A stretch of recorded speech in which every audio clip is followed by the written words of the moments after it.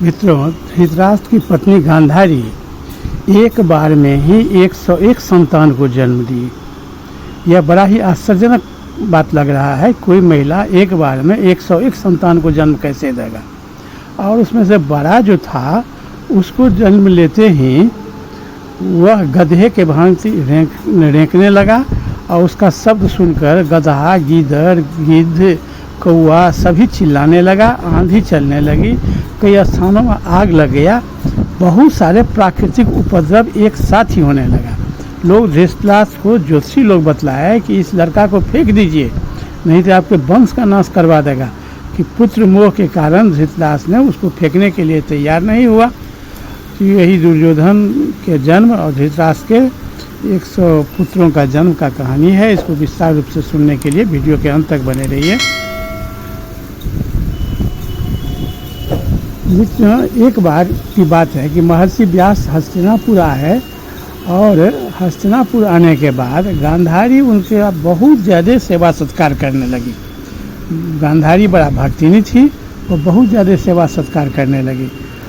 और गांधारी की सेवा करने से महर्षि बहुत ही ज़्यादा प्रसन्न हो गए और उन्होंने जाते समय उनको एक वरदान दिया कि सतपुत्री भव, तुमको 100 पुत्र हो। इसके समय पर गांधारी को गर्भ रह गया, किंतु 2 साल तक पेट में ही गर्भ रुक गया। इस बीच में कुंती के गर्भ से युधिष्ठिर का जन्म हो चुका था। स्थिर स्वभावश गांधारी घबरा गई और अपने पति धृतराष्ट्र से छिपाकर उसने गर्भ गिरा दिया। उसके पेट से लोहे के गोले के समान एक मांस पिंड निकला। 2 वर्ष पेट में रहने के बाद भी उसका वह कड़ापन देखकर गांधारी ने उसे फेंक देने का विचार किया। भगवान व्यास अपनी योग दृष्टि से यह सब जानकर झटपट उसके पास पहुँचे और बोले, अरे सुबल की बेटी गांधारी, तू यह क्या करने जा रही है। गांधारी ने महर्षि व्यास से सारी बात सच कह दी। उसने कहा, भगवान, आपके आशीर्वाद से गर्भ तो मुझे पहले रहा, परंतु संतान कुंती को ही पहले हुई। 2 वर्ष पेट में रहने के बाद भी 100 पुत्रों के बदले यह मांस पिंड पैदा हुआ है। यह क्या बात है।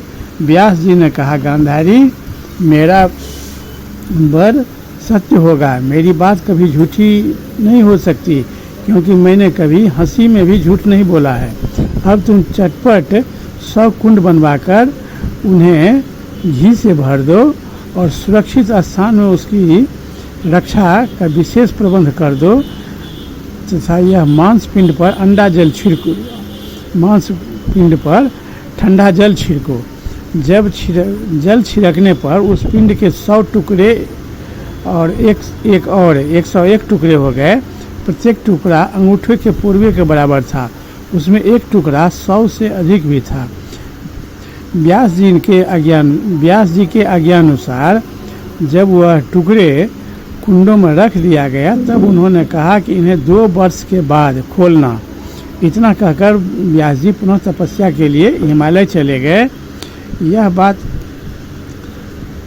उन्होंने मांस पिंडों को पहले दुर्योधन और गांधारी के अन्य पुत्र उत्पन्न हुए। पहले मांस टुकड़ा से 2 साल के बाद जब खोला तो पहले दुर्योधन का जन्म हुआ, उसके बाद अन्य पुत्र और एक पुत्री जन्म ली।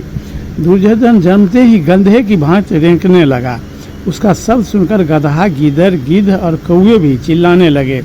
आंधी चलने लगी, कई स्थानों में आग लग गई। इन उपद्रवों से भयभीत होकर धृतराष्ट्र ने ब्राह्मण, भीष्म, विदुर और अपने ज्योतिषियों को सभी संबंधियों को, कुल को, पुरुषों को बुलाकर कहा, हमारे वंश में पांडु नंदन युधिष्ठिर ज्येष्ठ राजकुमार हैं। उन्हें तो उनके गुण के कारण ही राज्य मिलेगा।